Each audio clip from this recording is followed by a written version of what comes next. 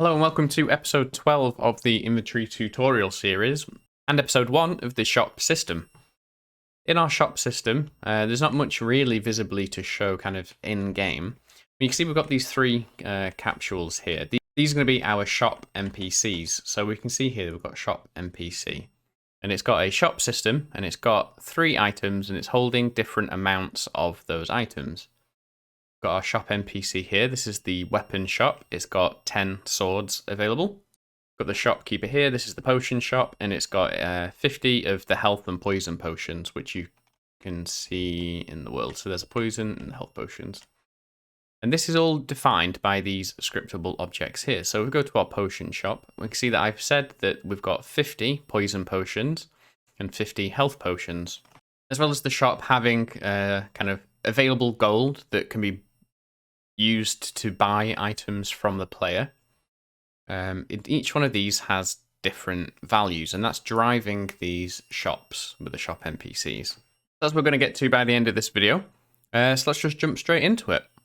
Okay, so let's just get started. So to start with, I'm going to right click, create a folder. We can call this shop system, and let's enter this folder. And I'm going to right click, create just a few scripts. So I'm going to create a shop item list. And this is going to be a scriptable object script. This will allow us to define which items a shop is selling and how many of them they've got, as well as how much gold that shop has access to for buying items from the player, and a way of influencing the price of items to either make them a little bit more expensive or buy them for less money than they're worth. But you'll see that as we kind of go along, that's how we can do that. So let's just open this script up.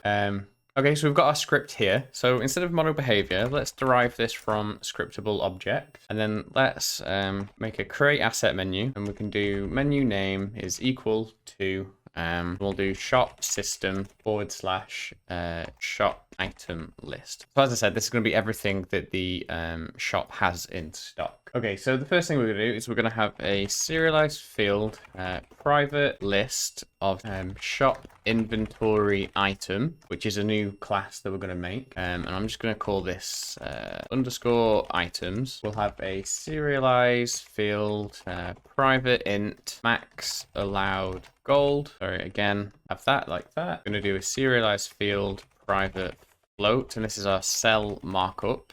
And we'll have a serialized field private float by. So let's create this shop inventory item now. And what this is going to be is it's just going to be a struct. So we can come out of our class here and we'll just do a public struct shop inventory item. And this is just going to have a public inventory item data called item data, as well as a public int amount. I need to make sure my item convention names are all. We've got our shop inventory item here, and we need to mark this as serializable. So we're going to do system.serializable. Okay, so now we need to make a shop keeper, which is going to be the NPC in the world that holds our shop inventory, and it's going to be kind of like the inventory holder script we've got. So let's go back over to our project and we can right click, create, and we'll create another C# script and we'll call this shopkeeper. And again, we can go and open this up. So shop system, shopkeeper. So our shopkeeper is going to be kind of like chest or other items in the world that we want to save because we're going to be influencing their inventory. We want to be able to save them out. And because there's going to be multiple of them, we need to use our unique ID component. So we'll just say require component type of unique ID. And then it's going to be a mono behavior and it's going to inherit from interactable as well, because we're going to need to interact with the NPC. So we can implement the missing members from our interactable interface. So we'll implement these soon. We're not going to use them straight away. Let's just get rid of these for now as well. What I'm going to do is I'm going to create a serialized field, and this will be a private shop item list, and we'll call this a shop items held. So this is going to control, again, which kind of items the shop is selling, and this will be here. And then we need to create a shop system, which lives on our shopkeeper to kind of hold and manage the shop interface. And now this is kind of like we've got the inventory holder, which has an inventory system. Now we've got a shopkeeper, which is going to have a shop system. So again, go back to Unity, right click, create C# script, C# script, and we'll have a shop system script. And then on our shopkeeper, we can have a private field. We can have a private shop system for this shop system. Now let's jump into our shop system script. So it's going to have some similar functionality to our inventory system script, but it's not going to derive from that. We're going to kind of copy some of the code over where we need to, but it does so much different that it's not sort of, I don't really see the point of making kind of like a parent class to inherit from. So the first thing I want to do in our shop system is let's make a constructor. So I'm going to say public shop system, and this can take in an int for the size of the system, an int for the amount of gold that the system will have, a float for our buy markup, and a float for the sell markup. And then up here, we need to just make a private int. We can say available gold, and we can set available gold to gold from our constructor. We'll need a private float buy markup, as well as a private float sell markup. And again, let's do buy markup is equal to buy markup, and sell markup is equal to sell markup. And then I'm going to make a public, and then I'm going to make a private void set shop size method, and this will take in the int size. And what this will do is we'll set all this up, and then we'll set the shop size, and we'll pass in our size. And the kind of main thing that this is going to do is it's going to create a list of shop slots, which is another class we'll have to make. So let's do a private list of shop slot, and we'll call this our shop inventory. And before we make this method, let's make this class. So we're going to go back to our project, and now we're going to right click, create C# script, and we'll call this one shop slot. Now we're going to have to do a bit of refactoring to get this to work. So let's get rid of start an update, and I'm going to open up our inventory slot script here, which is one that we made way back when. I'm just going to open these up side by side. So I'm actually going to put a lot of this functionality into something called an item slot, and then the inventory slot will inherit from item slot. So again, we'll go back over here, we'll right click, create, and I'm actually going to put this in our item scripts folder. So I'm going to right click, create C# script, and we'll call this one item slot. So we've got item slot here, and actually need to, let's have these open side by side. If you can split them, I would do. It makes this a lot easier. So for item slot, that's going to implement iSerialization callback receiver, so we can implement those missing members. And then inventory slot is going to inherit from item slot, and item slot is going to be an abstract class. We've got public abstract class item slot, and that's where our inventory slot is going to inherit from. And then we can actually copy all of this to our item slot class. So let's get this. We're going to Control X to copy it, and we're going to paste it, cut it, and we're going to paste it over here. You see that we need to import missing members there. And instead of being private, these now need to be protected. So the this class can access them, but no other class can. So protected. I'm going to start moving some of these methods over. So public void clear slot. I'm going to take clear slot, and I'm going to put that onto the item slot class. Assign item. I'm going to take that, and we'll cut it, and we'll pop it over on the item slot function, the item slot class. You can see that add to stack is now red, so we need to take add to stack and remove from stack. Let's cut them, and then we'll pop them onto our item slot class. And now in inventory slot, we don't need this on after deserialize, so we can take this, we'll cut this into this method here, and we'll get rid of this exception, and we can get rid of these. So now in our inventory slot, we've still got access to all of these methods because again, we're inheriting from item slot now, and we've just left. So on inventory slot, we've now got our enough room left in stack methods, our split stack method, a constructor to make an inventory slot that just sets it up as a clear slot, and this other constructor here. So the reason that we haven't copied these over to item slot is that we don't need to check on a shop slot if there's enough room in the stack. So I've basically, what I've done here is I've taken the stacking ability functionality out of the shop slot, because shops don't need to stack. It's going to just show a list of an item and how many it's got. It doesn't care about stacks, because that'd look really weird in the UI to have multiple entries for the same item just showing different stacks. So an inventory slot can stack, a shop slot can't.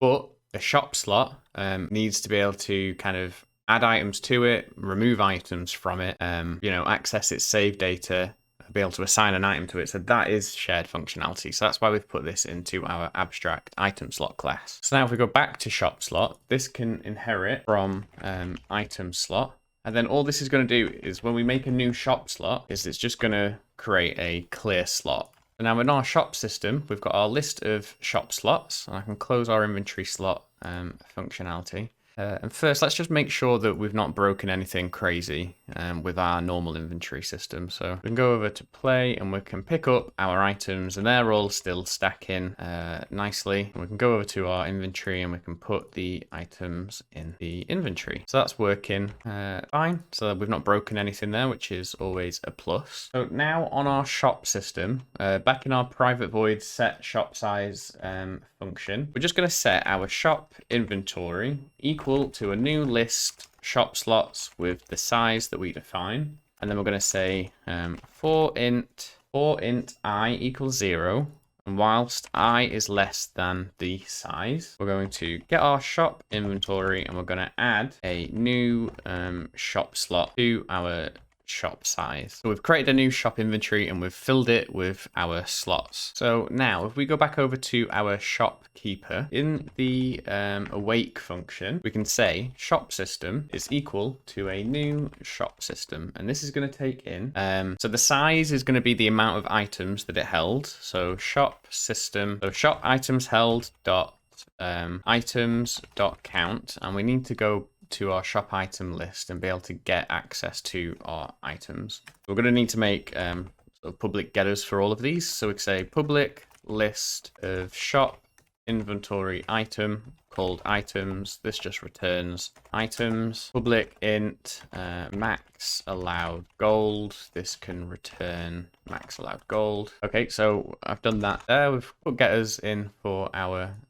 fields here. So we go back to shopkeeper. So we're going to pass in the items count, the items held max allowed gold, the items held by markup, and the shop items held sell markup. I'm just going to drop this down to a new line so it all fits on one screen. So we've got our shop system here.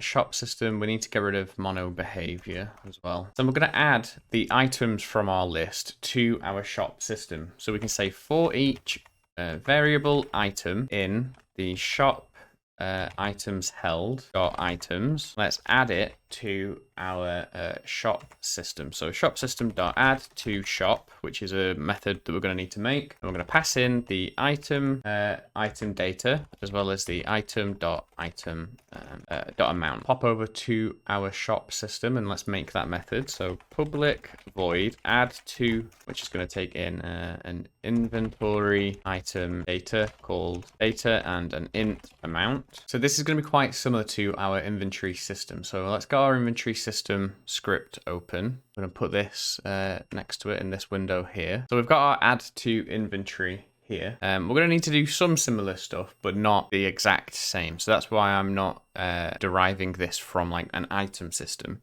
We can just copy it over for the most part. So the main thing is this contains item. Let's just copy this over and then we'll have to change some of the code. So copy that, paste it over. So we've got contained item. Zoom out just a tiny bit. So instead of passing out a list of inventory slots, this is just going to pass out a shop slot, and it's going to pass out. And here we're going to say shop slot is equal to shop inventory is equal to shop inventory dot find, which is a function. So we'll do shop inventory dot find. We can say I for item. So if the item data equal to the item to add, which we've passed in here, and we're just going to find the first one, and then we can return whether return shop slot is not equal to null. So if we've found the item already in the shop, then we're going to get the shop slot that that item is in, and then shop slot won't be null, so it will return that it's not equal to null. It'll be true, so it'll say, yep, we contain the item. And if it returns false, and if it is null because it hasn't found the item, it'll return false. So in our add to shop, we can say that if contains item, we can pass in the data and get back out the shop slot. Let's put shop slot. Then we're just going to add the amount to the stack. And again, we don't care about like enough room left in the stack on a shop slot. It's just it can hold an infinite amount of items. So we'll say add to stack. If the shop doesn't already contain the item, we need to get a free slot, and that's just going to make a new slot. So we can say bar free slot is equal to get free slot, and then this can be a private function which returns a shop slot. So private shop slot get free slot, and all this is going to do is going to make a free slot, and it's just going to find the shop inventory first or default, and it's going to find the first slot where the slot's data is equal to null. And if for some reason our free slot is equal to null, so if it hasn't found a empty slot, then our shop can have